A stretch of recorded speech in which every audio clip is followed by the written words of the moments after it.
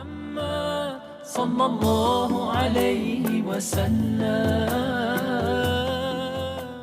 السلام علیکم، طبتم برکتیں اور رحمتیں ہوں آپ پر۔ بسم اللہ الرحمن الرحیم۔ حضرت اشموئیل علیہ السلام، شموئیل، اس کے پروننسیشن بے شمار میں نے دیکھے۔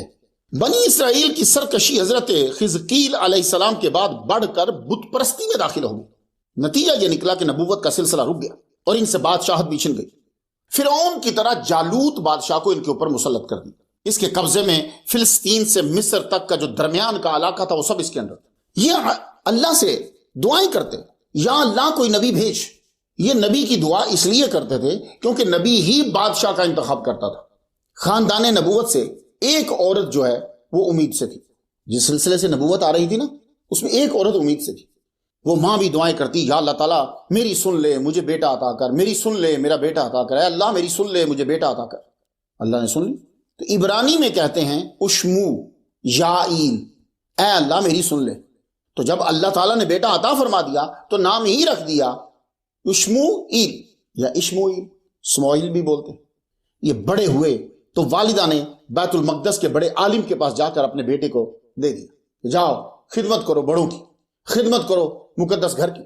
یہ بزرگ کی خدمت کر رہے ہیں۔ ایک رات آپ سوئے تو آواز آئی، اسماعیل، فوراً اٹھے اور بزرگ سے پوچھتے ہیں، کیا آپ نے مجھے بلایا؟ وہ مسکرا کے بولے، لیٹ جاؤ۔ پھر آواز آئی، اسماعیل۔ تیسری مرتبہ آواز آئی تو آپ پھر اٹھے، دیکھا تو جبریل علیہ السلام آپ کے سامنے کھڑے۔ جبریل علیہ السلام نے کہا، اٹھو، تم اعلان نبوت کرو اور حکام اللہ کے قوم تک پہنچاؤ۔ آپ نے صبح اٹھ کر اعلان کر دیا، اے بنی اسرائیل، میں تمہارا نبی ہوں۔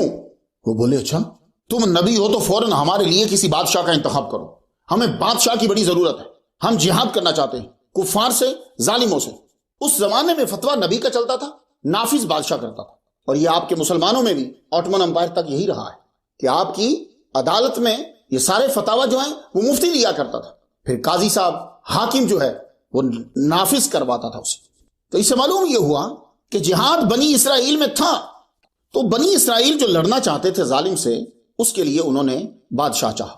سورۃ البقرہ کی آیت نمبر 246 سے سنیں، جب انہوں نے اپنے پیغمبر سے کہا کہ کسی کو ہمارا بادشاہ بنا دیجئے تاکہ ہم اللہ کی راہ میں جہاد کریں۔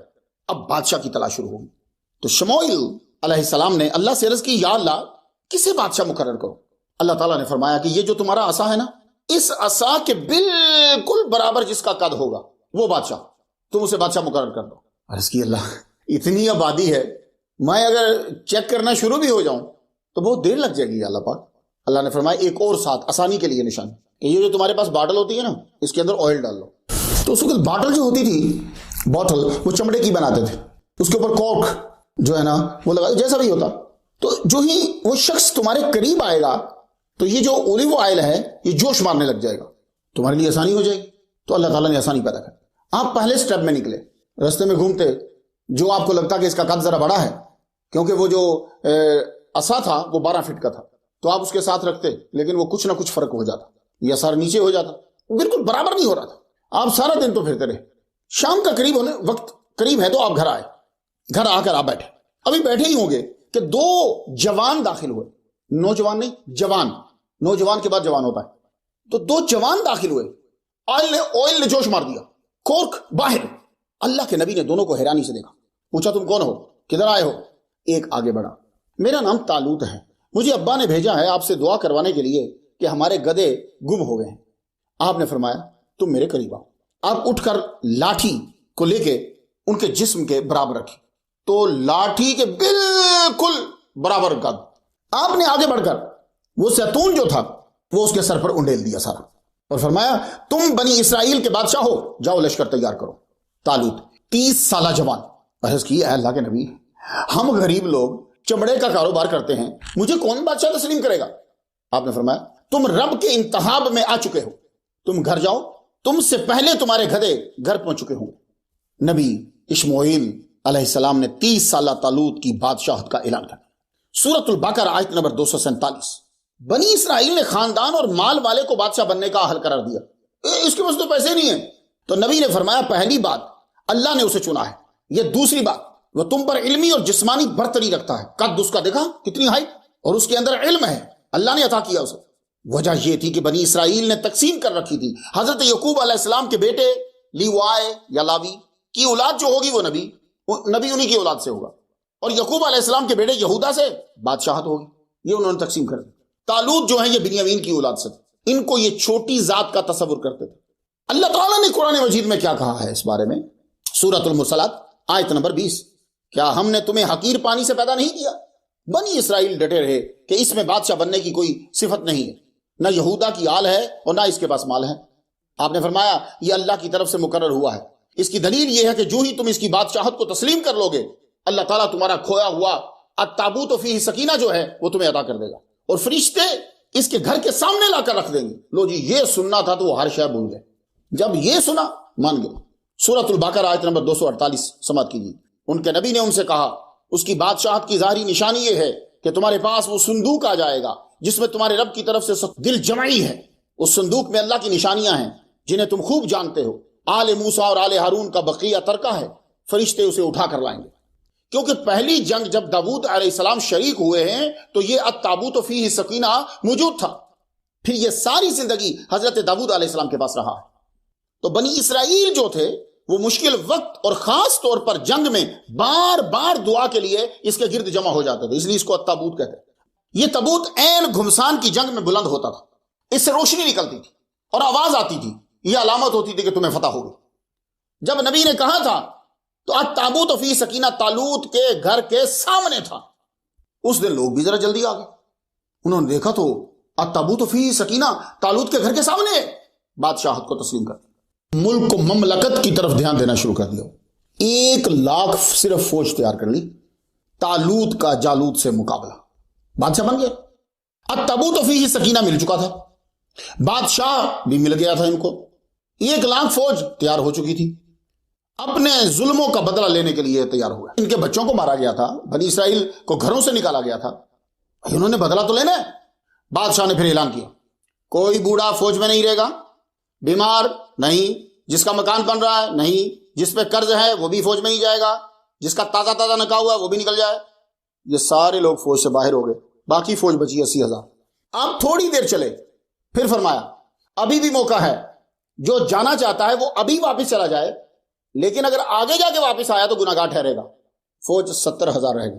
اب یہ بالکل جورڈن کی طرف بڑھ رہے ہیں. سورۃ البقرہ آیت نمبر 249 سے سنیں ذرا. آگے نہر آ رہی ہے. اللہ تمہاری آزمائش کرے گا. جس نے ایک گھونٹ سے زیادہ پیا وہ آرمی سے خارج. سب نے پی لیا, صرف 313 نے ایک گھونٹ لیا یا پیا ہی نہیں. تو دریا کو جو کراس کیا وہ صرف 313 نے کیا. اب یہ 313 کی صف بندی برابر میں جالوت, وہ اپنی آرمی لے کے پہلے ہی پہنچ چکا تھا. اب جب یہ 313 جو ہیں ان کی نظر پڑی ایون کے طالوت سمیت, یہ بول اٹھے. سورہ بقرہ آیت نمبر 249 ذرا سماعت کر لیجیے. وہ بولے آج ہم جالوت اور اس کے لشکر سے لڑنے کی طاقت نہیں رکھتے. لو, یہ 313 کا بھی پھر جملہ ہے. لیکن ان 313 میں سے بھی چند اعلیٰ روحانی درجے کے لوگ تھے. وہ بولے بارہا ایسا ہوا ہے, چھوٹی فوج بڑی فوج پہ غلبہ پا لیتی ہے.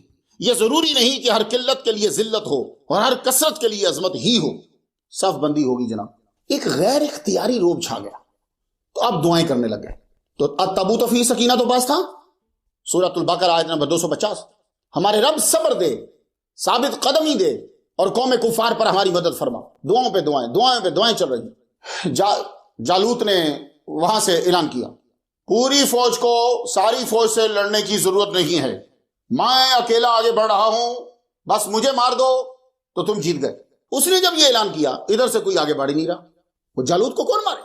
یہ اتنا بہادر تھا کہ اپنے لشکر سے بہت آگے ہوتا تھا. یہ تب جہاز تو نہیں ہوتے تھے نا, پیدل ہی چلتے تھے. یہ اپنے لشکر سے بہت آگے پہلے پہنچ جاتا تھا دشمنوں کے پاس. اور بارہا ایسا ہوا کہ ابھی آرمی اس کی پہنچتی نہیں تھی, یہ جنگ جیت چکا ہوتا تھا. یہ ہر وقت لوہے میں چھپا رہتا تھا, صرف آنکھیں اس کی انکورڈ ہوتی تھی. جب اس کا اصرار بڑھا ادھر سے کوئی نہیں جا رہا تو طالوت نے بادشاہ نے اعلان کیا جو اس کو مارے گا میں اپنی آدھی سلطنت اسے دے دوں گا اور اپنی بیٹی نکال کر رشتہ بھی اسے دے دوں. یہ اعلان ادھر سے نشر ہو گیا. پھر بھی آگے کوئی نہیں جا رہا کہ حضرت داؤد کے 7 بھائی تھے. آپ جو ہیں وہ سب سے چھوٹے تھے, قد میں بھی اور عمر میں بھی. تو والد حضرت یسا نے آپ کو بھیڑوں کو چرانے پہ رکھا ہوا تھا. تو آپ کے 3 بھائی طالوت کے لشکر میں شامل تھے اور وہاں جا چکے تھے. تو والد نے کہا جاؤ بھائیوں کی خبر لے کر آؤ اور مجھے آ کر حالات بتاؤ کہ جنگ کا کیا بنا۔ تو حضرت داؤد علیہ السلام جو ہیں وہ زیادہ دیر گھر سے باہر رہتے تھے، اس لیے کہ آپ کے ہاتھ میں جو ہے وہ سلنگ شاٹ ہوتی تھی، انگلش میں تو غلیل کو بھی سلنگ شاٹ ہی کہتے ہیں، اس سے آپ بھیڑوں کی حفاظت کرتے تھے، ایسا گھما کے مارتے کہ پتھر جانور کی آنکھ میں لگتا، وہ بھیڑ چھوڑ کر بھاگ جاتا۔ تو آپ کے پاس 3 پتھر تھے، ابا نے کہا جا کے پتہ کر کے، تو وہ اسی طرح ہی جا کے بھیڑوں کو اندر رکھا، وہ سلنگ شاٹ ہاتھ میں لی، پتھر آلریڈی 3 جیب میں تھے، چل پڑے۔ جوان تو دوڑتے ہوئے جا پہنچے، آرمی کے ساتھ ملے، ابھی دیکھا آرمی وہیں کھڑی، سیدھا بھائیوں کے پاس گئے، ابا نے بھیجا ہے، وہ بتاؤ کیا صورتحال ہے؟ انہوں نے کہا جالوت للکار رہا ہے کہ صرف ایک مرد بھیجو جو مجھ سے لڑے۔ ہمارے بادشاہ طالوت نے اعلان کیا ہے جو اس کو پچھاڑے گا وہ آدھی سلطنت میں شریک اور ان کا داماد ہوگا۔ آپ نے فرمایا یہ کام میں کر دیتا ہوں۔ داؤد علیہ السلام کو بھائی طالوت کے پاس لے گئے، بادشاہ کے پاس۔ داؤد علیہ السلام بولے میں جاتا ہوں، تم لڑو گا؟ بادشاہ فکر نہیں کر دو، قد چھوٹا، فوج کی ٹریننگ بھی نہیں لی۔ طالوت مان گیا، ٹھیک ہے یہ لو، یہ لباس پہن لو اور یہ لو تلوار۔ داؤد علیہ السلام کہنے لگے میرے کو نہ تلوار چاہیے اور نہ ہی لباس چاہیے۔